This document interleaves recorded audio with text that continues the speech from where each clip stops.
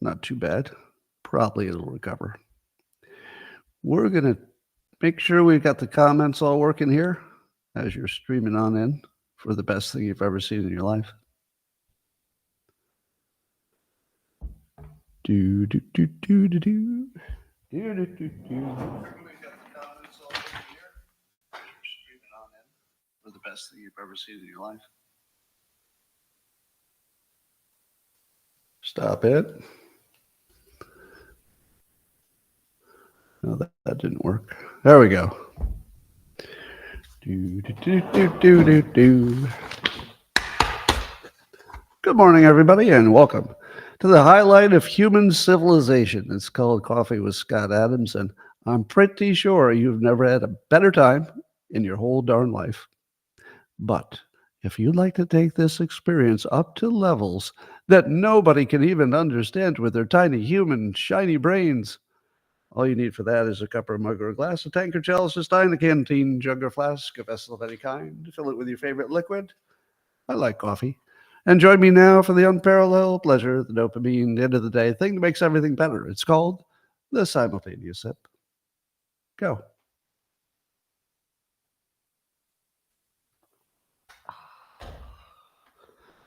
So good. A lot of people ask me, Scott, what is the proper way to consume your podcast? Well, there are a number of ways. Number one, you could be exercising right now. If you are, good for you. Are you taking a run on the beach in the morning? Are you lifting some weights? Good job. Alternately, and just as good, you could have a cup of coffee, a blanket on your lap, and 1 to 2 cats. Yeah, 1 to 2 cats. That would be the ideal way to watch the show. Alternately, if you have a dog, the dog can be sitting at your feet while you sip your coffee and watch the show. So those are 3 ways to watch the show, all of them recommended. Well, there's a new study SciPost is reporting, part of the Balthazar cohort. Oh, good, it's part of the Balthazar cohort. I was worried that it might be data that was unrelated to the Balthazar cohort, but it looks like we're in good shape here on this one. And the data says that caffeine might have a protective role against Alzheimer's. Well, again, you could have asked Scott, because I would not have forgotten. No, I drink so much coffee that not only does it cure my Alzheimer's, it cures yours too. It's true. Yeah, that's how much coffee I drink. Reportedly, the X platform that has been paying people for the interaction in the comments. So if you were a large enough account and you qualified, you would get money from Elon Musk's X platform if a lot of people interacted with your posts.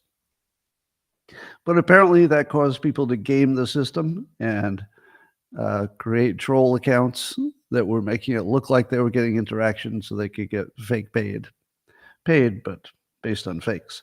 So now it looks like they're going to change it. So the only interaction that you will get paid for is if premium users interact.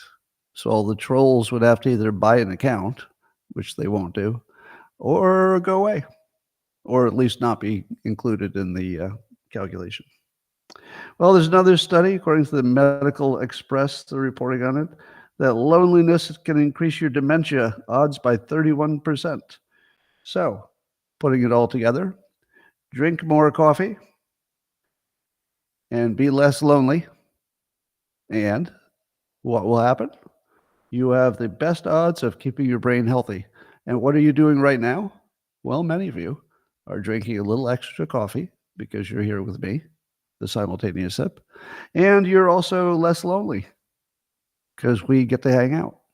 This is why in the evening, for the people who are subscribers to the locals community, we hang out pretty much every night, sometime around dinner time in the California time, and we just hang out.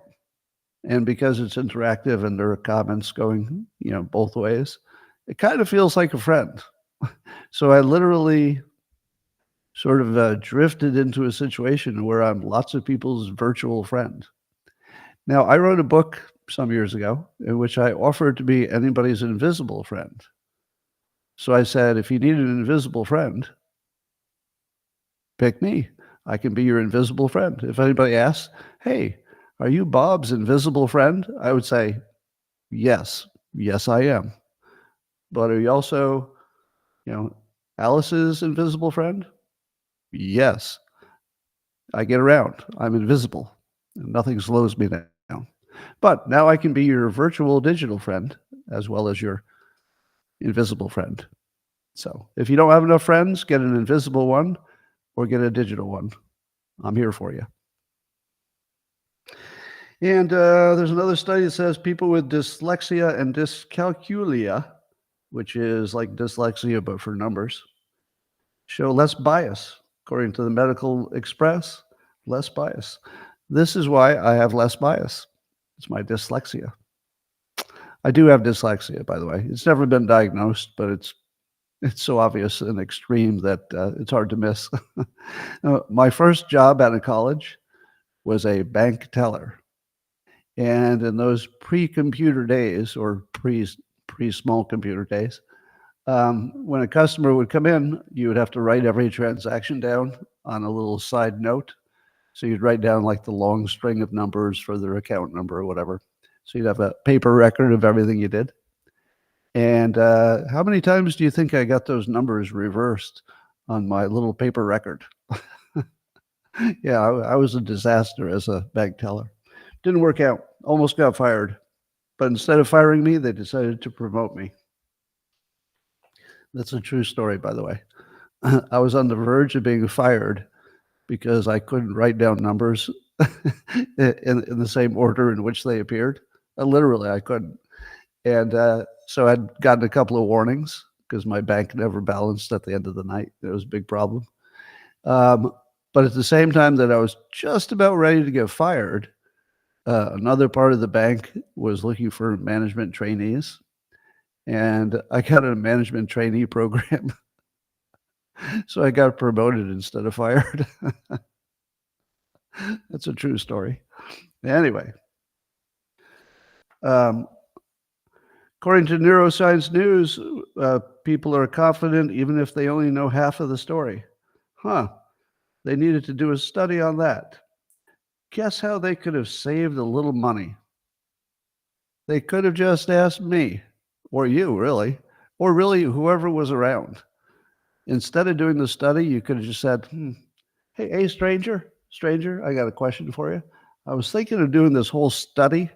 It's going to be expensive and time-consuming, but I'm wondering if you could answer the question instead, stranger. Do you find that people who are underinformed are still very confident about their opinions? Yes? Well, everybody I ask says the same thing. Yes, every single person in the entire world knows that people are confident while being stupid and uninformed. But apparently there was a study to make sure just to make sure. Well, the good news is the study agrees with every one of you. Every one of you were right. Congratulations. Good job. Every one of you got it right. This was a study out of Ohio State University. And I think the key learning from this study is I wouldn't go to Ohio State University. Apparently, they need to study things that everybody else already knew. So I don't know what you're going to learn there. If it's the college or the university for things that everybody already knew. Just kidding. I'm sure it's a fine establishment. Now, of course, the big news is that Hurricane Milton is slapping the country's penis. You call it Florida, but, live with it. And here are my comments on the hurricane. Number one, I would hate to be in a disaster that was caused by a nerdy named hurricane. What was it that destroyed your house? Milton. Come on. We need scarier names for these hurricanes if they're going to be dangerous. Don't name it after the guy you lock in your school locker. Milton. Hey, get in this locker, Milton. All right. Well, Kamala Harris had some comments about the hurricane. She was on one of the morning shows. She called in and she said, I quote, the significance of the passage of wind, unburdened by what has blown before. No, I'm just making that up. But it's so stupid, she could have said it. It's not more stupid than the thing she actually says. Meanwhile, there's a report from the Florida's fire marshal that if salt water gets in your batteries, your lithium-ion batteries, it could cause a either immediate or slow ticking time bomb. So apparently salt water is very bad for lithium-ion battery situations. So regular water, not so bad, but salt water will make your electric car explode.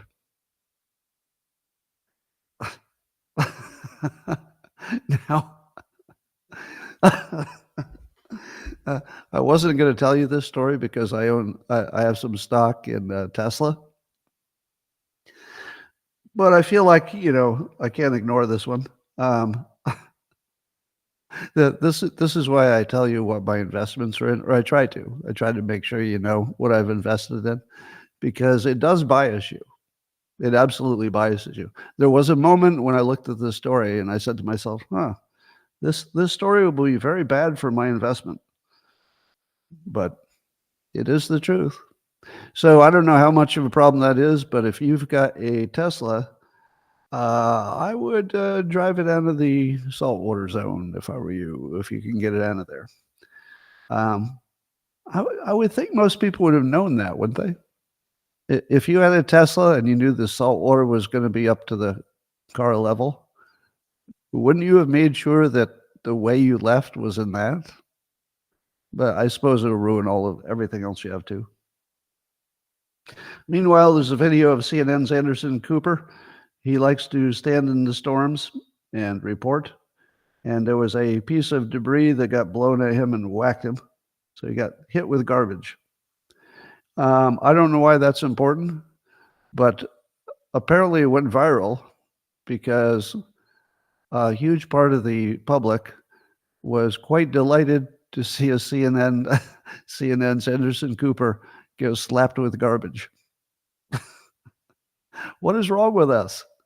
Now, he didn't get hurt. It didn't look like it was anything very heavy, maybe something light, cardboardy-ish, but he got slapped with garbage. I don't know, there's something perfect about that. I'm glad he didn't get hurt. There's the consumer price index numbers are out. And so I did what I always do. I looked at the news and I wrote them down and I was going to tell you. And then I saw that the news reported it in two opposite ways. One was that it was down and one is that it was up. Which one's true? Is it up or down? I literally saw both this morning, but I was in a hurry, so I didn't get a chance to run it down. But it's somewhere around what we thought. So it's in that 2.3, 2.4 range. But some specific things went up a lot, like jewelry and watches are up 5%. Why are jewelry and watches up 5%? Can anybody tell me why jewelry and watches went up in price? Now, I don't care about that one because you don't have to buy jewelry and watches. You just don't have to. So that one doesn't count. Eggs are up 8%. Oh, that one's bad. College textbooks right before college up 4%. Motor vehicle insurance up 16%. Food and shelter 75%. Sporting event tickets up 11%. But here's my question. I certainly understand why individual things will move up and down because there are different forces for different industries. But can somebody explain to me how our inflation level didn't change much, even though our national debt changed a lot? Is that possible? Everybody smart says the same thing about inflation. The thing that causes inflation is the government borrowing money and basically creating money out of nothing. So the government created a whole bunch of extra money out of nothing, like over $1 trillion just this year. And we're up to like 36 trillion we're approaching. So if it's true that increasing the money supply increases inflation, how can it be true that the money supply was vastly increased and inflation did not go up? What do we not know? Am I saying something stupid? Is there a time lag? Because the time lag should be all adjusted by now. There shouldn't be a time lag at the moment because we've been adding $1 trillion of debt every year. So it's not like this is the first time we added $1 trillion in debt. So how could we add trillions of dollars in debt and our inflation rate stayed about the same? Oh, wait a minute. Is there an election coming up? Yeah, has anybody heard? Is there an election coming? Is this fake? Is the inflation data just completely fake? Doesn't it have to be? Unless there's something going on that would make adding $1 trillion in debt not have any effect on your inflation, which would be what? I don't know. So I guess my bottom line is that all data that matters is fake. There's a here's another study. So somebody did a study to find out. They found out that women who applied for assistant professor positions in North America were more likely to get job offers than men. There was an actual study on this. All right, let's see what you would have guessed. Do you think they could have saved some time and some money just by asking us? Who do you think's going to get the job for an assistant professorship in North America, the man or the woman? Of course it's the woman. Of course. Who in the world thinks there was any doubt about that? Now let me give you a hard one. Okay, let's say it's an assistant professor job, and just hypothetically, we haven't studied this. Somebody's going to need to study this. But suppose it was a choice between a white man and a black man, equally qualified, same qualifications. Let's do a study to find out which one will be preferred in 2024. No, we don't have to. But here's the funniest thing about the story is the title for the article. All right, here's the title for the article that found out that women are preferred for assistant professor jobs in North America, okay? Here's the title. Women are better than men at science job interviews. Oh, come on. Now, here's the funnier part. The writer of the article has a male name, Chris, so I'm guessing male. Do you think that there's a human male who believes that the story for why the women were preferred was because they interview better? Do you think that the author who wrote this really believes that? Or is he just fucking with us? Is that a prank? Because it looks like a prank. It looks like somebody wrote that headline because they know it's funny. Now, by the way, it might actually be true that women interview better than men. That might be true. But you know what? It doesn't matter. They're still going to get the job. It doesn't matter who interviewed better. It's 2024. The woman's going to get the job. That's really the beginning and the end of the story. No, it's because they interview better. There's no evidence whatsoever that the interviewing better is any part of the decision making. Like that's not part of the study, but that was part of the headline. All right.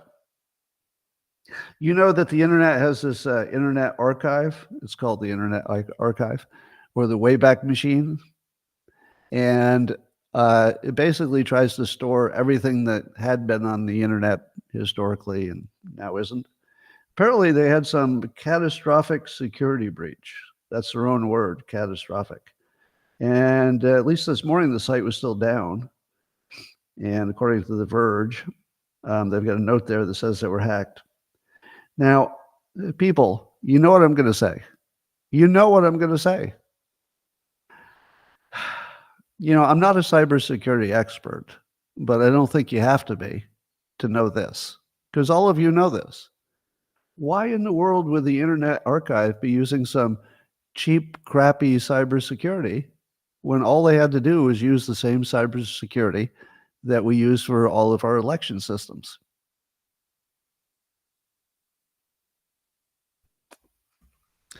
So the next story is about the weather. MSNBC's Mike Barnacle. Yeah, his name is Barnacle. That's his actual name, Barnacle. Um, he didn't like the fact that Marjorie Taylor Greene has a theory that the government might be manipulating the hurricanes and that the government might be behind the North Carolina Hurricane Helene, at least making it worse or directing it. And Mike Barnacle says, you have people in this country who actually listen to her and find some credibility, perhaps, in something she says. It's beyond belief, beyond description. Wow, that's pretty bad. It's beyond belief and beyond description. So he's one mad barnacle. And here's my take on that. So it looks like we have a standoff. You've got MSNBC that believes the government can control the climate through climate change policy. And they're going against the people who think you can't control the climate, but in some cases you can control the weather.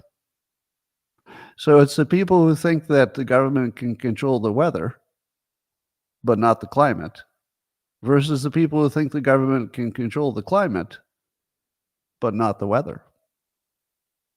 To which I say, well, I do not buy into the thought that the government is controlling the weather. So I'm not on that page. But I did happen to look at the sky yesterday where I live. I'll let you take a look at it. And take a look at this. What the hell is this cloud formation? How do you get those patterns? I'm a little bit worried. That's Northern California. How do you get circular clouds? How does that happen? Have you ever seen clouds form a ring? 3 rings? What the hell is this cloud formation? How do you get those patterns? I'm a little bit worried. All right. So here's what I know.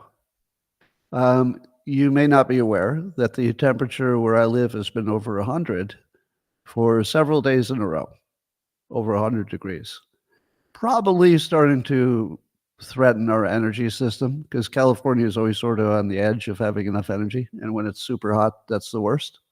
It's also bad for forest fires, and you don't want too much heat, especially this time of year. At the same time, the clouds just sort of suddenly changed one day.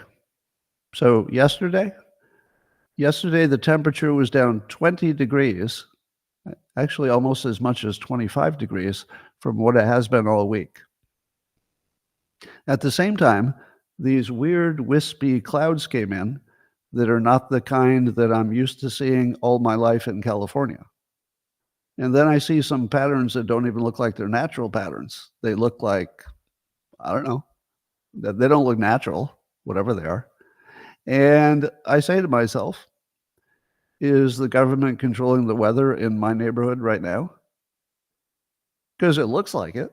I mean, it looks like it in every way, because the cloud pattern doesn't, the rest of the sky also doesn't look like it normally looks in California. Now, is that just my imagination? I don't know. It might be.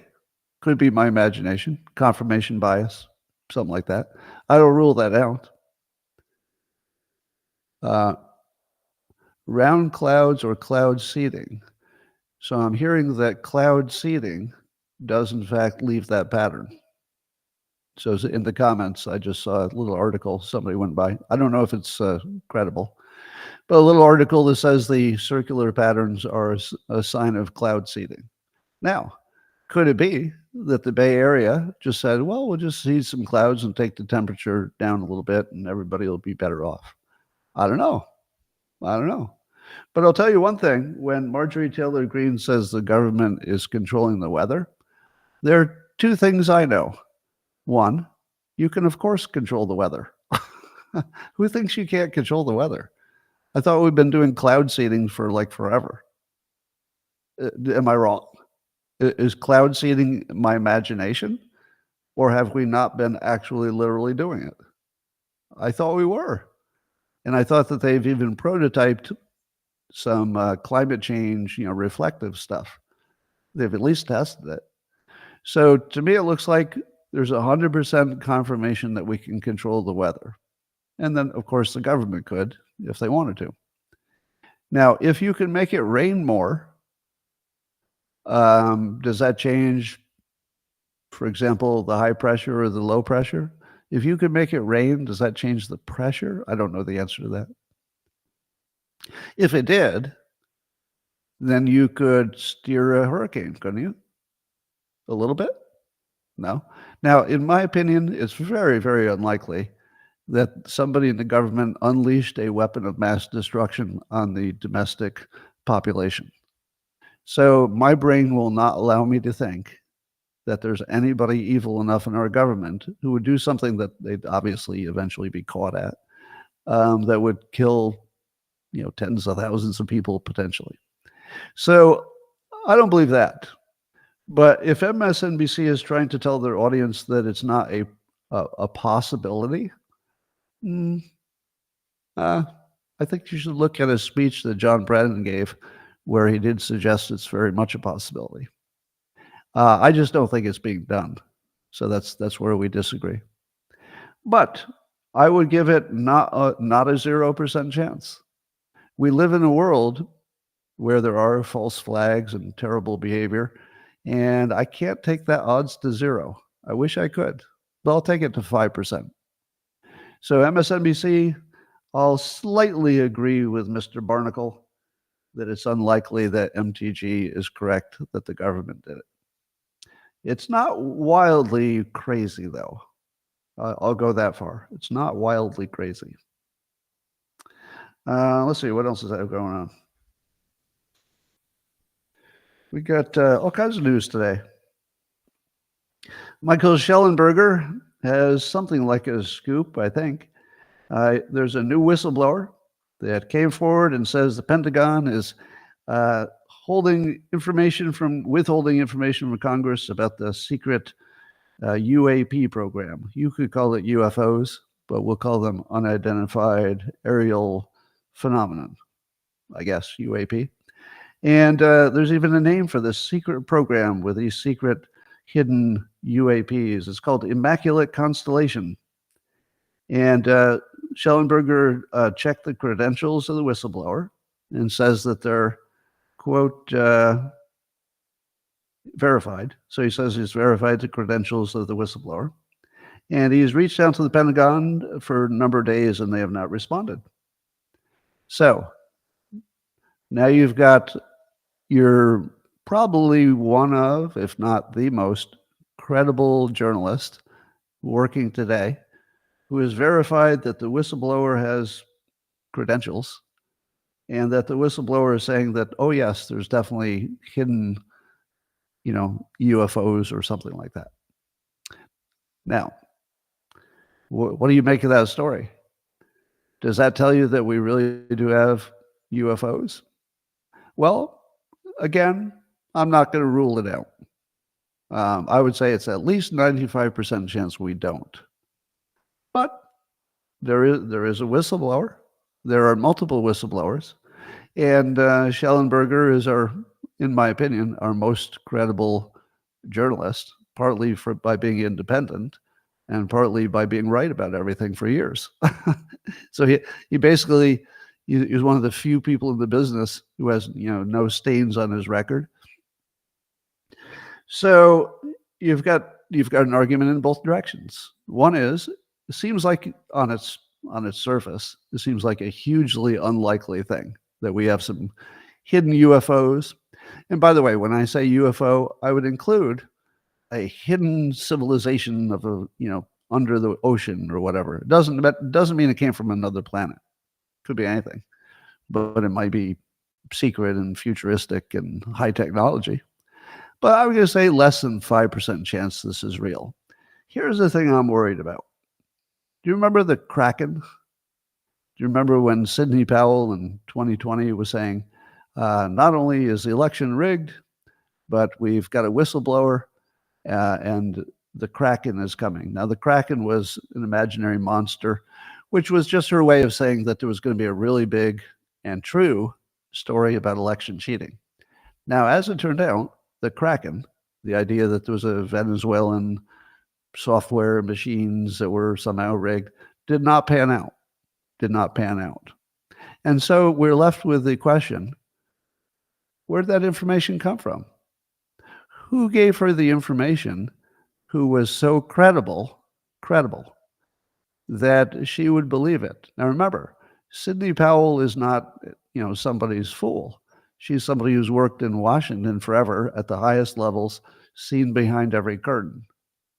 If somebody who would be that naturally skeptical and cynical about the world, somebody who really knows what the real world operates like, found this story about the Kraken to be credible.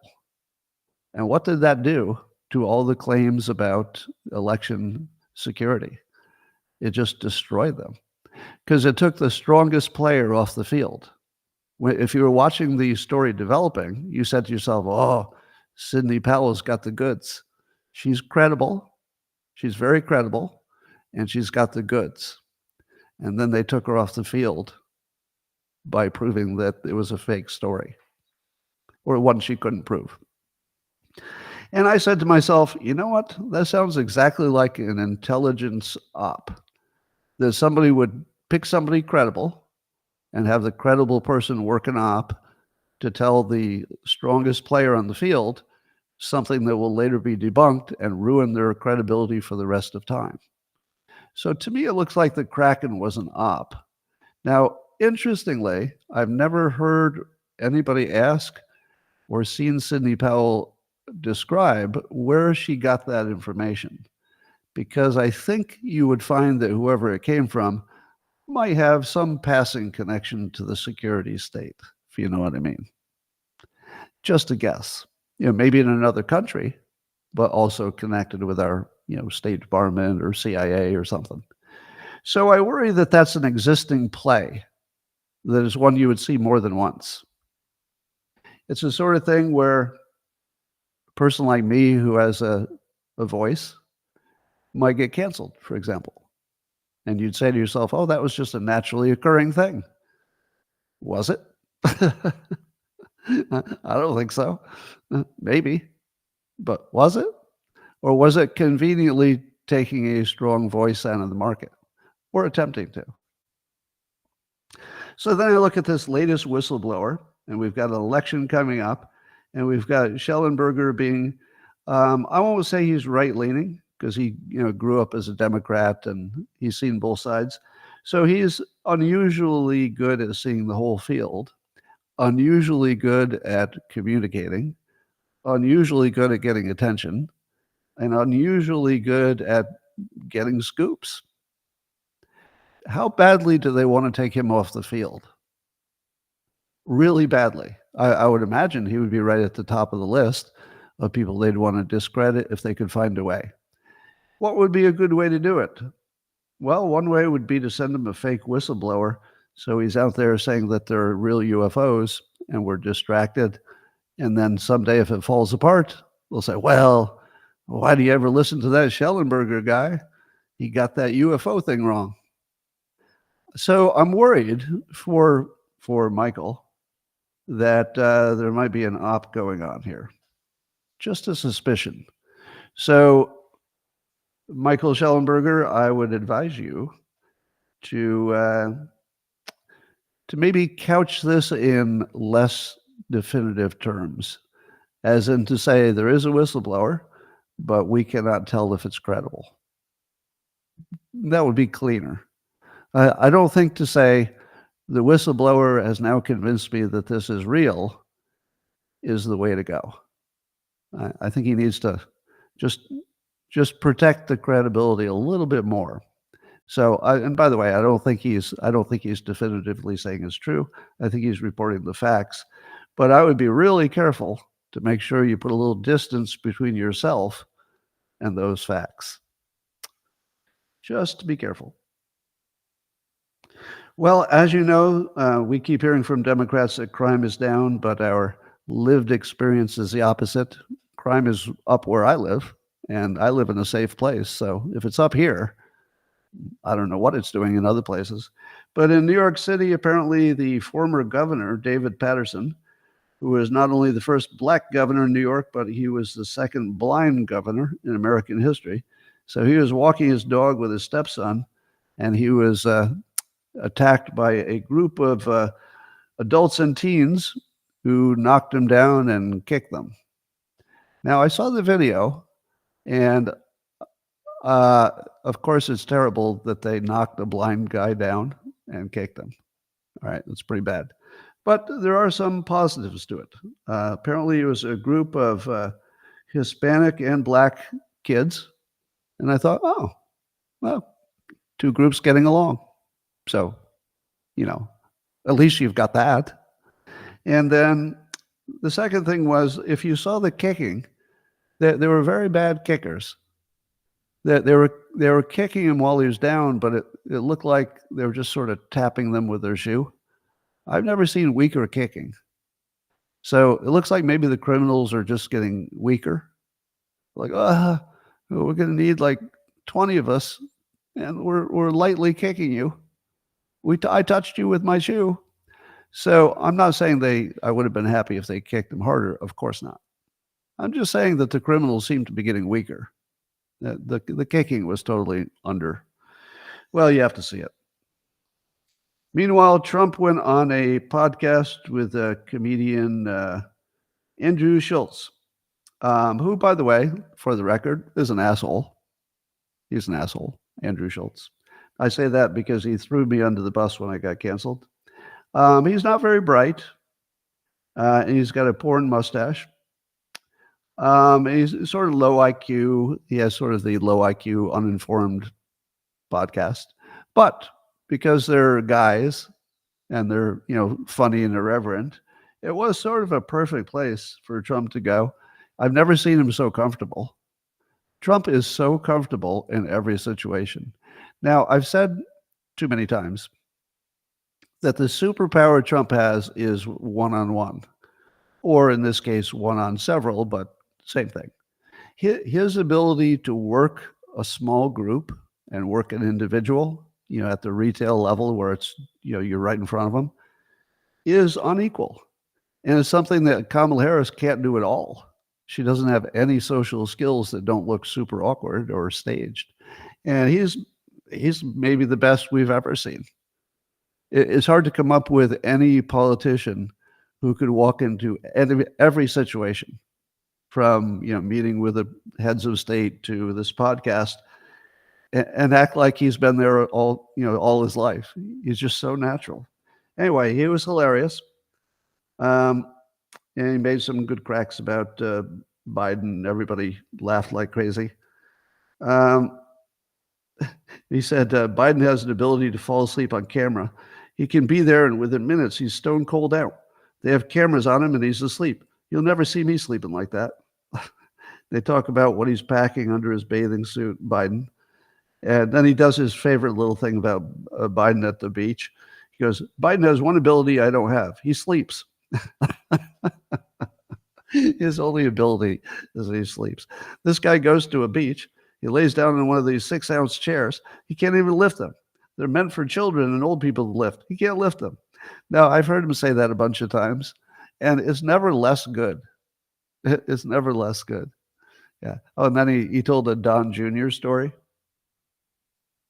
that apparently Schultz had heard, that Don Jr. once, when he was young, threw a big party without permission on the roof of a Trump building. And Trump came back home early. He was supposed to be gone, and kicked everybody out. And then Don Jr. spent 36 hours cleaning everything up like it never happened.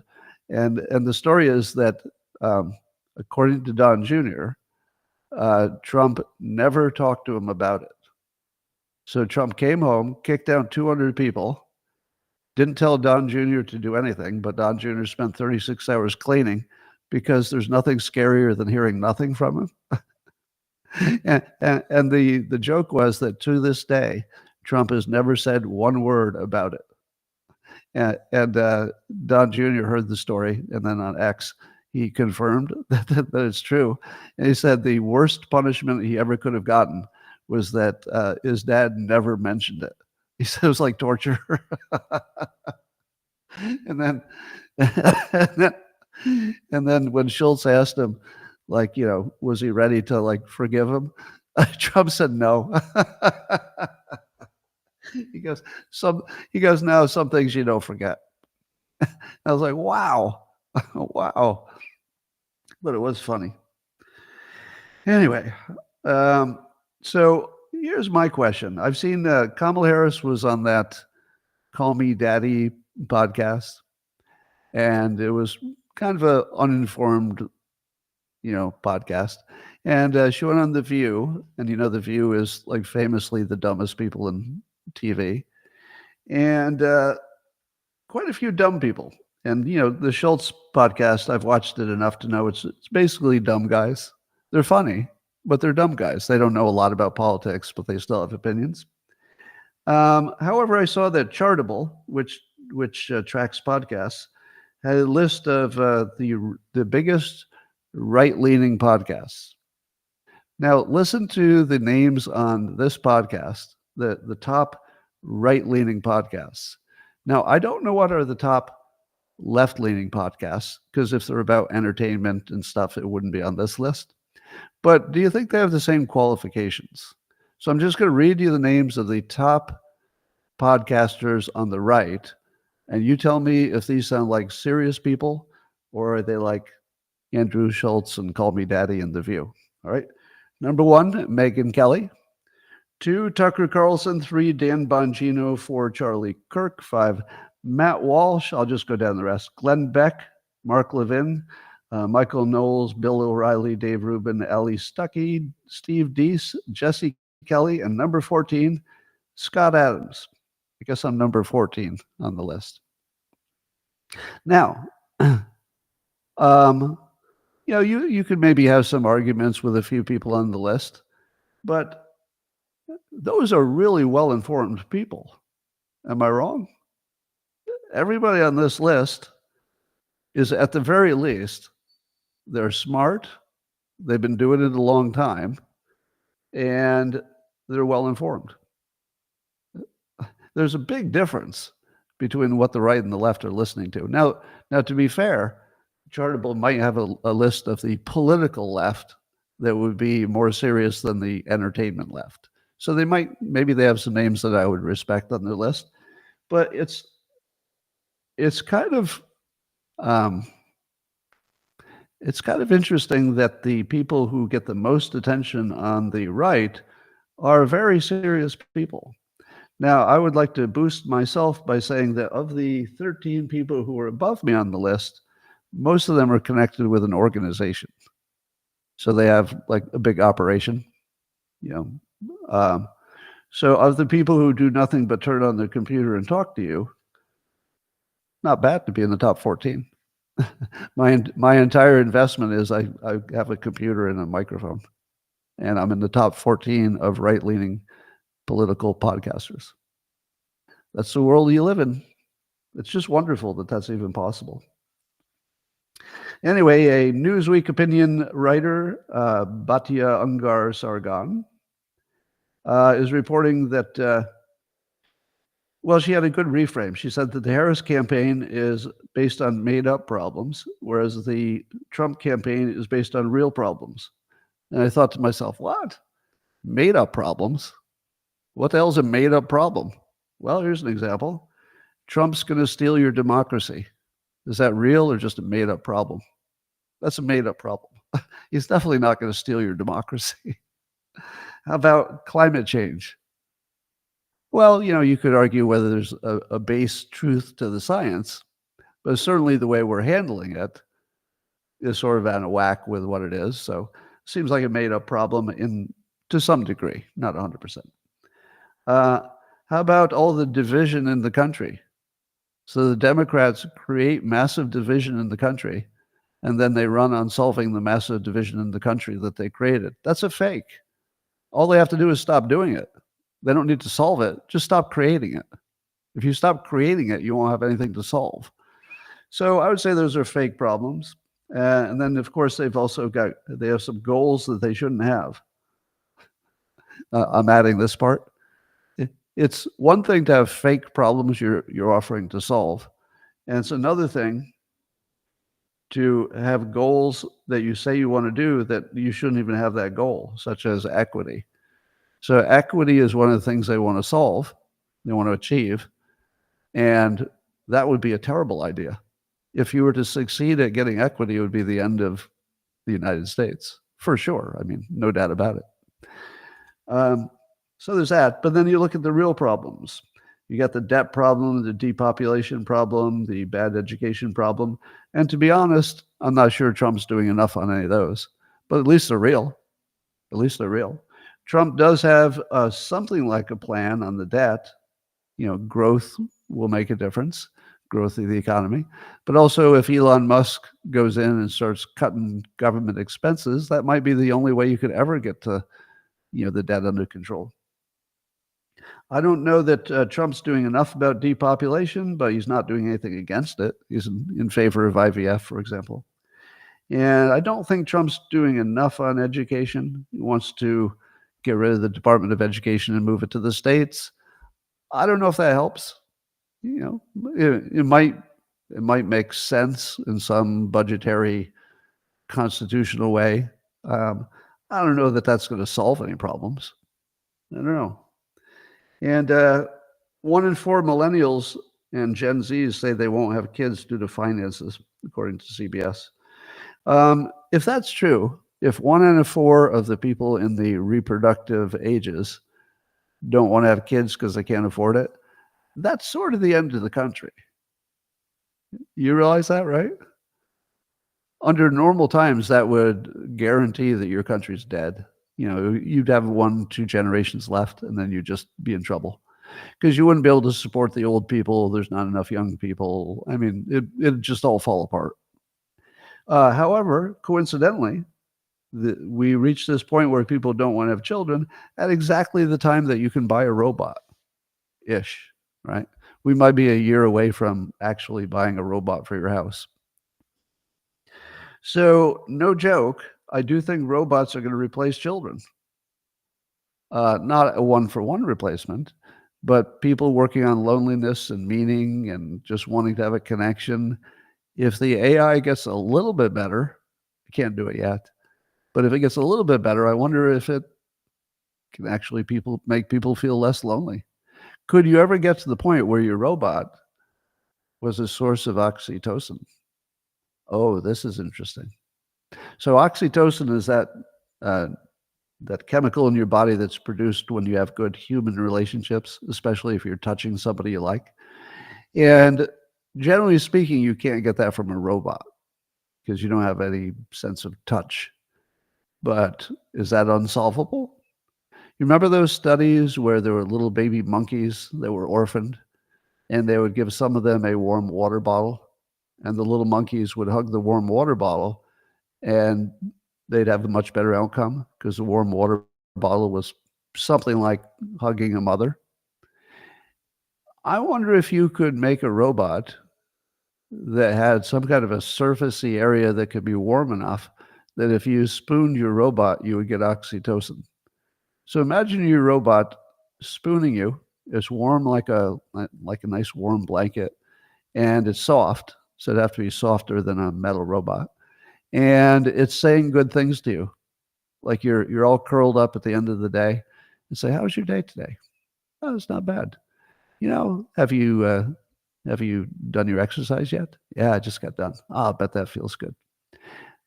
Could you actually get oxytocin from a robot if the robot was designed specifically to produce it? An ordinary robot, no way. But if it were designed for it, I don't know. My instinct says yes. And if you can get oxytocin from a robot, then the population is really in trouble. Or not. Maybe the robots are better than kids. Anyway, CBS has been asked for the unedited video of the Harris interview. Catherine Herridge is pointing out that there's some precedent for asking for full unedited videos of interviews. And how bad do you think the unedited video is that CBS doesn't immediately give it to you? How bad is it? Let me make a working assumption. My working assumption is this: you will not see the unedited video before the election. Do you know why you will not see the unedited video before the election? If they're holding on to it and they had to edit it that badly just to make it look like a moron, just imagine how bad that is. Just imagine how bad that is. Because the CBS had to know when they made those major illegal or inappropriate edits, they had to know there was a high chance of getting caught. So how bad was it that 60 Minutes, this highly respected entity for decades and decades, my whole life, they threw away their credibility to help Harris? How bad was it that they had to throw away their entire history to protect her? It had to be really, really, really bad, as in so bad, it would change the result of the election. I think it's so bad that it would be the end. Because otherwise they would have said, oh, you're right. We'll show you. Mea culpa. We're sorry. It was a staff member who did it. It wasn't senior management. We've already fired the person who did it. Right? But they don't do that. And it's been days. And it's a major scandal. And they're not even replying. I think they're just going to sit on it because nobody can really make them show it. So they'll just try to ride it out, I think. So I think you'll find that to be on the list of things we're not allowed to see. So we're not allowed to see the full transcript of the 60 Minutes interview of Kamala Harris. We're not allowed to see the Epstein client list, the Diddy tapes, the FBI attendees at January 6th. We don't know what's up with that. We don't know who owned the coke at the White House. They're not going to tell us. They're not going to look into it. We don't know about the UFO stuff. Is it real or not? We don't have the JFK assassination files yet. We don't know about the attempted assassin Crooks's phone and his encrypted apps. That seems to be something we'll never find out. And we won't know why the other attempted killer, Ruth, had several phones, and what was that all about? So it turns out that the thing we used to call the news is part of the thing that keeps information from you.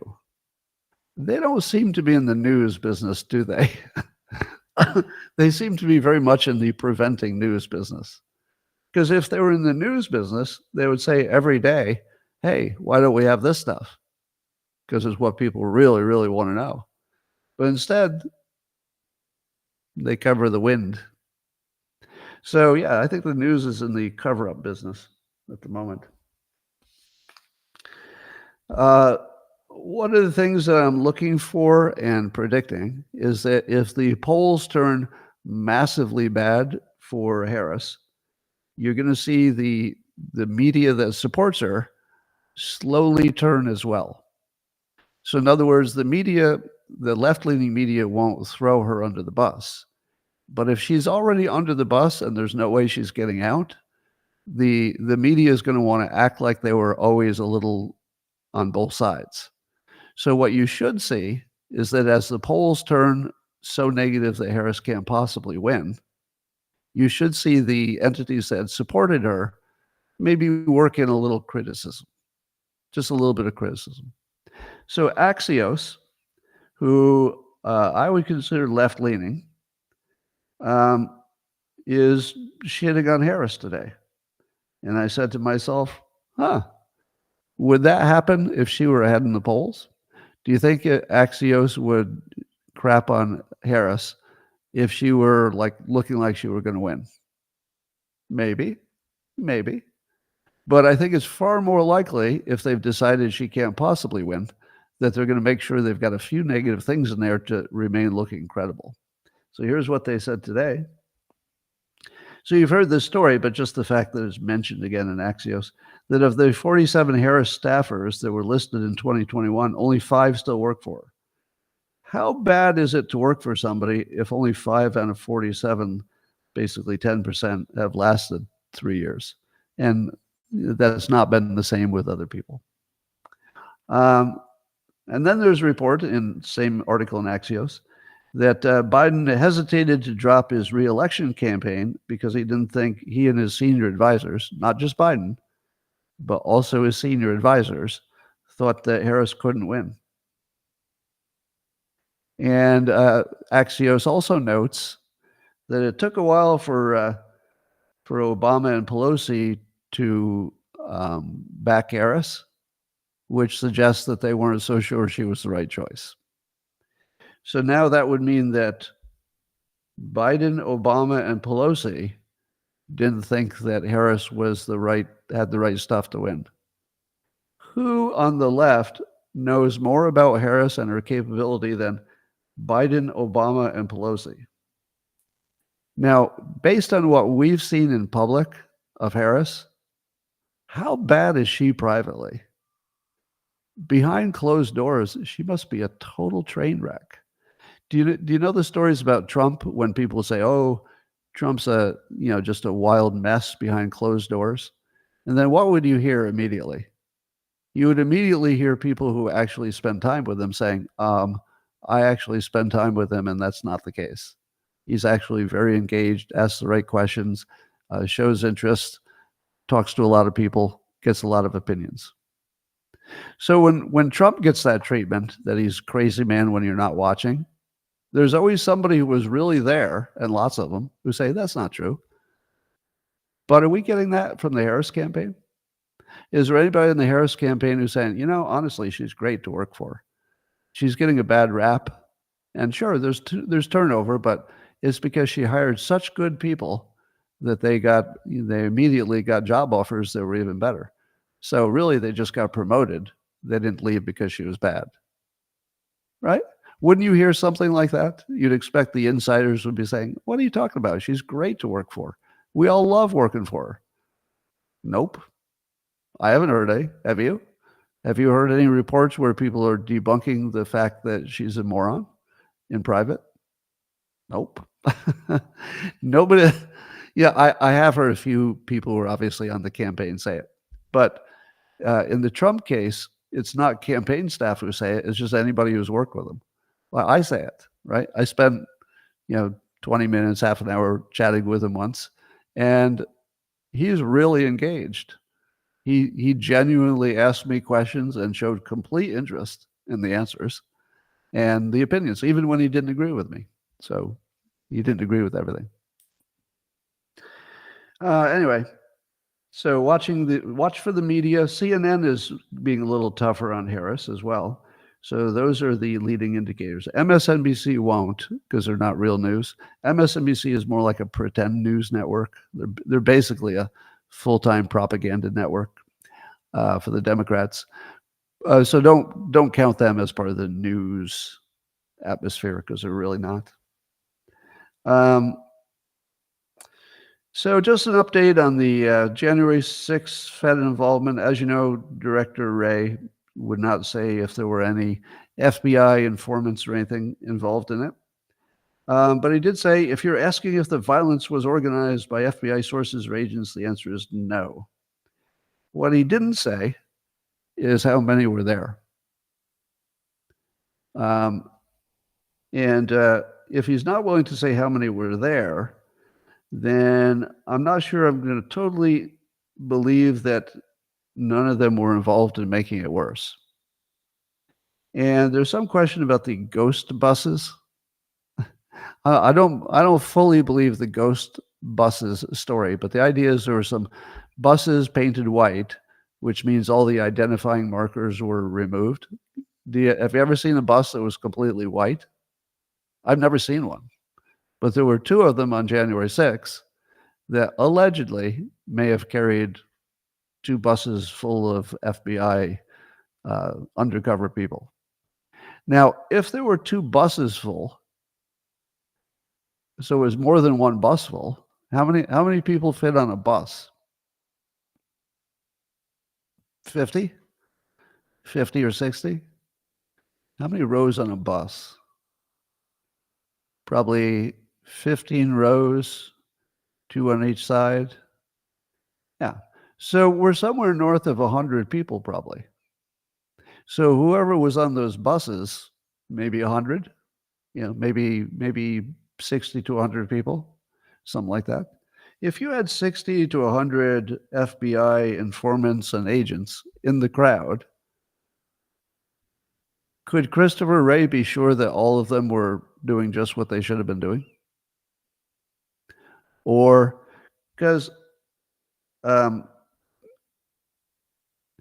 Christopher Wray's answer may have suggested that he was talking for the FBI organization and not necessarily answering to what any individual who may or may not have been there did.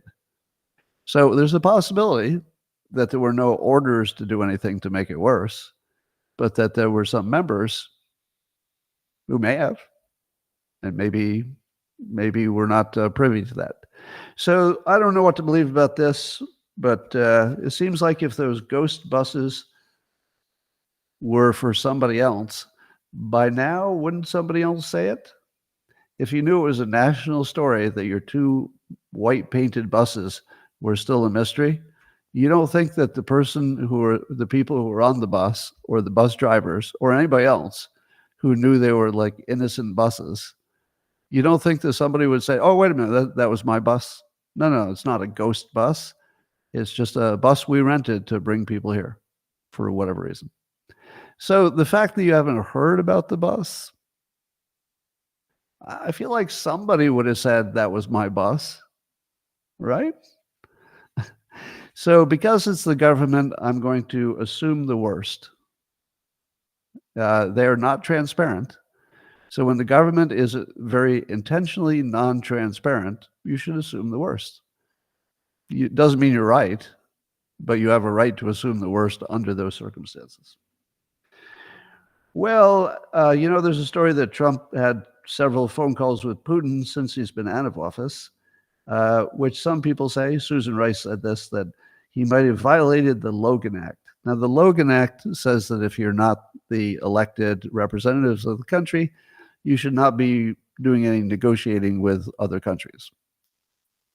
But in the entire history of the world, the Logan Act has only rarely been enforced. Only 2 people have ever been charged. One was 1803 and the other was 1852, and neither were prosecuted.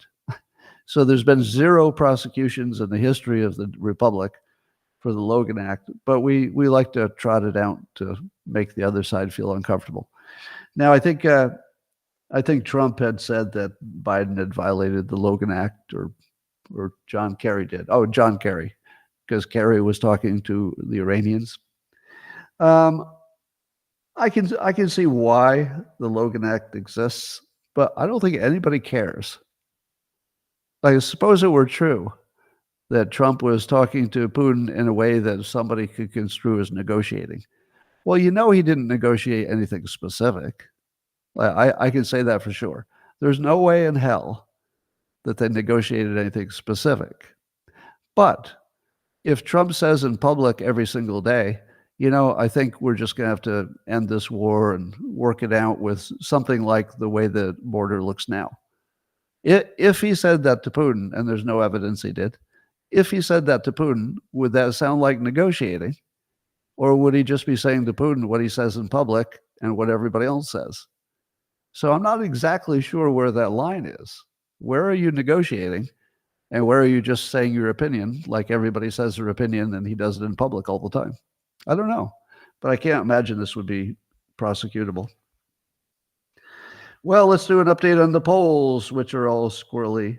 CNN says people close to the Harris camp saying that worried about a 2016 event where the polls are undercounting Trump supporters and he wins in the end.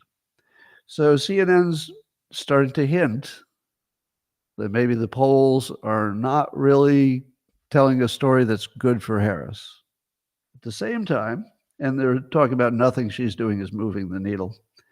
Political analyst Mark Halperin said this week that both his Democrat and Republican contacts believe Trump's chances of winning are looking strong and getting stronger because he's seen private polling. So the people who have seen private polling, that's stuff that usually candidates have done so that they can have secret information that the other side doesn't have. But the private polling apparently suggests that Trump's in a commanding position. And then Quinnipiac polling came out today showing that Trump is ahead in Wisconsin and Michigan. That's reported by Just the News. And if that's true, and there are other reports that he's dominating the swing states, etc. So what's the date today? It's the 10th, October 10th. What did I tell you was going to happen in the middle of this month, which would be 5 days from now? I think I told you that the polls would have to start truing up. Why would it be the middle of October? Because the beginning of October is too soon, the end of October is too late, and the middle of October is sort of it's like picking an even number, right? If you're going to say something's going to happen in any given month, you're usually talking, beginning, middle, or end. So if you've ruled out the beginning and the end, and you thought things were going to happen, people would probably shoot for the middle because we're just biased toward those points, right? Not a reason. There's not a reason. We're just biased toward, clean start points, beginning, middle, end. So my prediction has been that October 15th, 5 days from now, the polls will collapse. You might see it a little bit early in a few polls, but by the 15th, I'm expecting a total collapse in the Harris numbers. It's going to happen fast, and then people are going to look for some reason. And they might say, well, I guess it was that 60 Minutes report. Or they're going to say, she didn't take our advice to do more rallies. She was doing podcasts. We told her not to do that. So 5 days until total collapse of all the polling for Harris. By October 16th, there will be nobody in the news who thinks she is likely to win. She could still win. I'm not saying she's going to lose because there's lots of shenanigans that are part of the story. So the shenanigans are hard to rule in or rule out. We don't know what that's going to look like, but there will be shenanigans. Maybe totally legal. Maybe something under the color of law or something not. But there will be shenanigans. We're not going to have a shenanigan-free election, that's for sure. But I do think that by the 16th, Trump will be generally considered the dominant player. If you've been listening to Mike Benz, and you should, by the way, if you're not listening to Mike Benz, you really don't know what's happening. You just have to follow him. If I could tell you there's one you just have to follow, it's Mike Benz. You have to follow him. You just won't understand anything you're seeing in the news until you do. And one of the things he teaches us is that the First Amendment has disappeared. So we don't actually have a First Amendment in any practical sense. We have it on paper, but not in a practical sense, because the government found that it could suppress free speech by calling it disinformation. Oh no, we're not suppressing your free speech. We're just trying to reduce the disinformation that's oh so dangerous. And the way they do it, as Mike Benz will explain in infinite detail if you want to listen, and it's all interesting, by the way. So the U.S. government, Democrats mostly, have sent tremendous amounts of monies to universities to put together programs to spot disinformation. What do you think disinformation is? Well, disinformation is anything that disagrees with Democrats. Sometimes they're right, sometimes they're wrong, but mostly it's about what disagrees with Democrats. So that's disinformation. Now, disinformation is not illegal. So how do what's the difference if you spotted it? Well, then the people who have spotted the disinformation, in their opinion, the people who took the money from Democrats and are also Democrats, they've decided that, oh, there's some disinformation coming from that Scott Adams account on X. So then the government says, oh, we've got an official report of that Adams guy with some disinformation. So we're going to go to the X platform and say, hey, can you do us a favor? We're finding all this dangerous disinformation from this Adams guy. Can you kick him off the platform? Or can you, maybe suppress him somehow? Now, on the X platform, as far as we know, since Elon Musk has been in charge, that would be a no. And no, we're not, because our platform doesn't do that. But if they ask Facebook, or they asked Twitter in the past, or they asked Instagram, or they asked anybody else, would they likely agree with going along with we have to suppress these voices because they're disinformation?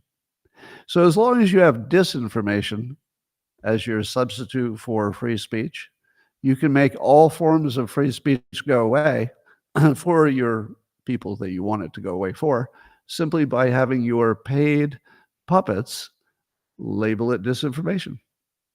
So they've actually built an entire elaborate, many, many millions of dollars across, I don't know, dozens or hundreds of organizations, maybe hundreds, that are all in on this large suppression of disinformation stuff.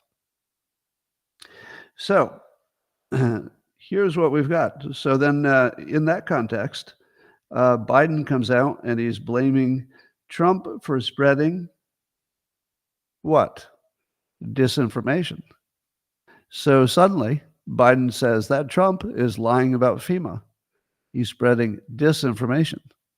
So what he's saying is, everybody who's on the team that doesn't like disinformation, you should start, suppressing anybody who's spreading it.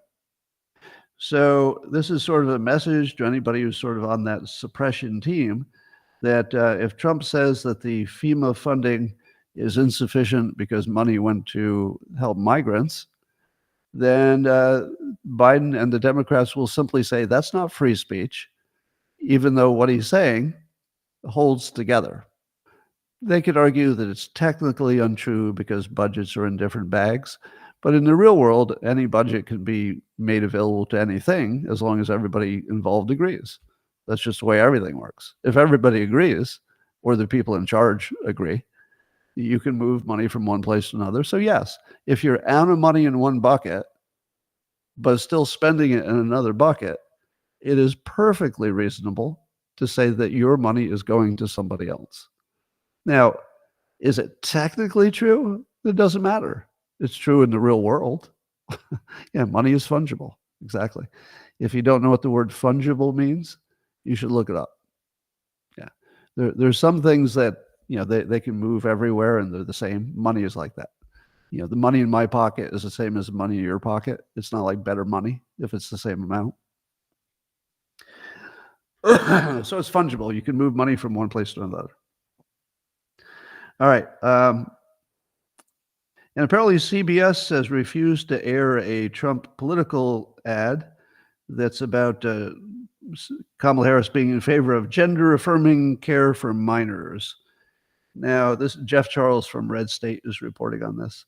And do you think the CBS should be allowed to turn down a political ad?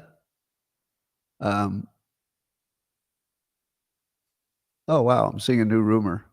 There's a new rumor that says that Tim Walz has been diagnosed as clinically bipolar. All right, I'm just seeing that on some random account on X, so I would give that 0 credibility. Yeah, I shouldn't have read that. I should have checked on that before I said it out loud. So does anybody have a source for that? I'm going to give that 0 credibility unless there's some source. All right. Yeah, don't ignore that. Take it back. I apologize for even saying it. I shouldn't have said that. I should not have read it just because I saw it in a comment. That's not fair. All right. So I'm chastising myself. I'd like you to erase your memories of the last 30 seconds. Here's some good news. I may have told you or posted on X that Arizona seemed a little underserved by the RNC. The Republicans didn't seem to have enough lawyers and or observers for the election. And Kari Lake was sounding the alarm that they were being a little underserved by the Republican Party. And guess what? They just appointed Harmeet Dillon to be the lead in the Arizona program there to make sure that the elections are fair. Now, if you don't know the name, Harmeet Dillon, I think you can watch in the comments. People will tell you, "Oh my God, that's perfect." So, could you tell the people who don't know who she is in the comments? You would all agree, right? So we've been watching her for a long time on X, and we watched what she's done on behalf of the Republican Party. She ran to be the head of the RNC, right? So she was sufficiently appreciated for everything she's done and her capabilities that she was one of the front runners to be the head of the Republican National Committee. But to see a powerhouse like her moving into Arizona, that changes the look of it. This is not trivial. This means that the cheaters, if there are any, hypothetically, in Arizona, are really, really at risk of going to jail. Because now you've got the right brains and the right eyes and the right number of legs and bodies, I think soon, that Arizona's going to be carefully watched. So this is going to get really, really interesting. I believe Harmeet lost her husband this year. And so, I wish her the best because that wasn't that long ago. And it's long enough that I think it makes sense for her to, get involved and get her mind on something else. But we wish her the best. Here's another one you should have just asked me. The Gateway Pundit's reporting that O'Keefe Media, they did a hidden camera deal, and they found out that the Mexican army is assisting the illegal migrants getting across the border. Let's see. Was there anybody who didn't think that the military of Mexico is working with the cartels? Is there anybody who didn't know that? I'm not sure. I think it's a great service from O'Keefe Media Group, OMG. I think it's a great service that they can get that on video. So now they have, apparently, I haven't seen it, but apparently there's evidence that it's pretty obvious. Some members of the military, are helping people get across, which seems to me more compatible with the cartel, because we hear that the cartel controls the border. And I can't imagine the military would be doing things on the border unless the cartel was aware of it and was okay with it. So this is a case of, it's nice to have confirmation, but I think we all knew that. Well, has anything happened since I started the show between Israel and Iran? Did anything happen? Has Israel attacked Iran in the last 60 minutes? All right. So if they haven't, at least in a major way, here's my take on that. So that Israel has to respond to Iran because Iran sent the 200 missiles and tried to take out some Israeli military stuff, mostly some airports and stuff. And although there wasn't that much damage and destruction from the missiles, Israel does have to respond. Now, here's my suspicions, guesses, / speculation, because I don't have any secret knowledge, right? So I'm not operating from any inside knowledge. But the longer Israel takes to do whatever it is that's going to be the response, the bigger it's going to be. Now, I can't say that's 100% predictive, but it seems to me that if they just wanted to say, hey, you slap me, I'm going to slap you back, they would already know where they're going to attack, and they would have already done it, because the immediacy of the response is part of the response, right? Responding next year isn't going to feel like you responded to anything. It's just going to feel like you did something. So the longer they wait, the less effective the response is, and they would know that, because it's not tied to the original offense. But the only reason you would wait is if it takes a while to put together something bigger. Now, what would be bigger? I don't know. But I'll tell you what I wouldn't rule out: a decapitation strike. I wouldn't rule out that Israel will just take out the leadership and just walk away. Just walk away and say, now we're even. Because here's the thing. The leadership of Iran funded Hamas. Hamas went into Israel and just slaughtered people. They have a right to kill the leadership. They have absolutely a right to kill the leadership. Now, of course, Hamas and a lot of Palestinians would say that they have a right to kill Israel's leadership for, X, Y, Z. And I won't argue that point. Everybody thinks they have a right to kill the leader of whoever's on the other team. But I've never seen as much evidence that taking out the leadership makes sense as it does right now. Because now we've seen that Trump took out Soleimani, and although they may have tried to kill him in return, they didn't. And we've seen that Israel took out the heads of Hezbollah twice, got away with it so far. You know that they're going to get rid of the head of Hamas one way or another, no matter how long it takes. So they're certainly in a mode of thinking that taking out leadership works, and that taking out leadership will not have a giant reverberation later. Now, Iran would be a whole different level. But the thing is that there's one thing that I feel very confident about. There's no American, or really anybody, who wants a war with Iran. I'm also confident that there's no citizen of Iran, and probably nobody in the government, who wants a war with Israel and a war with the United States. So I think that we're in this weird situation where all the countries involved really, really, really don't want a war. Like seriously, seriously don't want a war. Like have never not wanted a war more than they don't want this war. You know what that means? You got a free pass to take out their leaders. If the citizens of Iran were screaming for war, I wouldn't take out the leader, because then they just get another leader who's another badass, and he's got a mandate from the public. But I'm not even so sure that the Iranian public would rise up. Typically, if your country gets attacked, you're going to say, I don't like my leaders, but today I do. I don't know.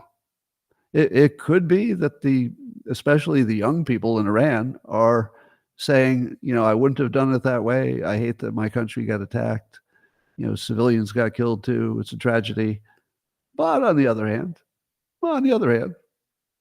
might make something better in the long run. So I'm not going to predict that Israel will take out the leadership, because I'm not sure they have a clean shot. They might.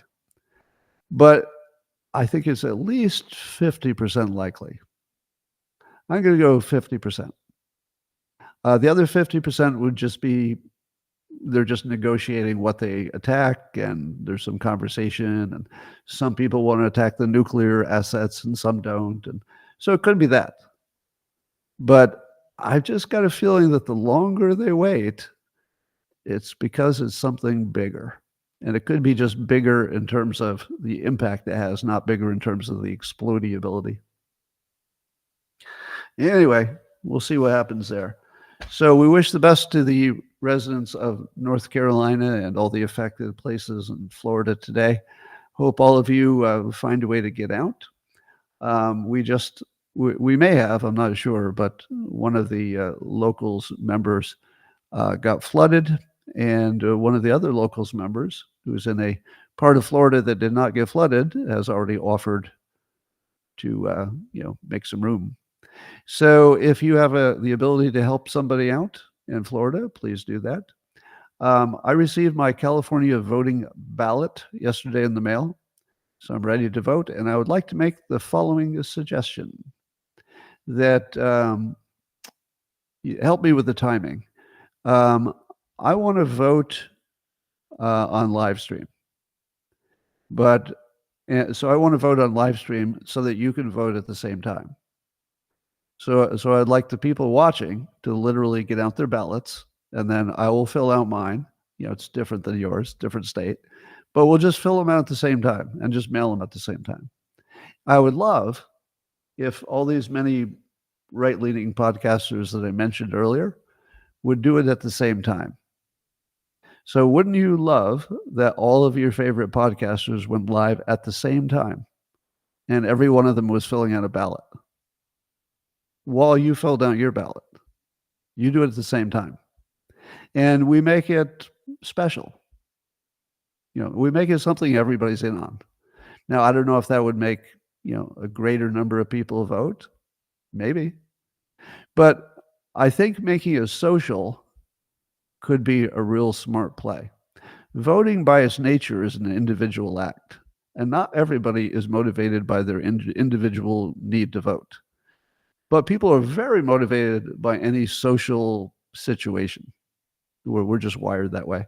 So if you made voting from an individual act to a social act, even if the social part is everybody's online doing it at the same time, I feel like that would increase your number of votes. Maybe not a lot, maybe 1%, but we're in a 1% race. So I want to pick a day, and I'm trying to figure out the best day. Would the best day be exactly 2 weeks before the election? Because you want to make sure that the post office delivers, right? 1 week feels like it's dicey. I mean, it would be legal. You could vote 1 week before, but if there's a hurricane or something, the mail is late. So how about 2 weeks before election day? So that would be a Tuesday. I don't know what date it was, but I'm just going to float that idea for a day. I want to see if there's any interest. So if any other podcasters have an interest, just drop a post on X, tag me on it so I know you're interested. And so the target date, unless I get talked out of it, the target date would be 2 weeks before election day. It would be a Tuesday. And we'll just all go live at the same time. And let's pick a time. Let's say 9 p.m. Eastern time. So you can get to 6 p.m. on the West Coast. And we'll just sit down, we'll fill out our ballots, and we'll drop them in the mail. So that's my plan. All right. So locals, I'm going to stay with you. The rest of you, I'll see you tomorrow. Thanks for joining. And we're going to locals privately. If you're on X or Rumble or YouTube, I will see you tomorrow. Thanks for joining.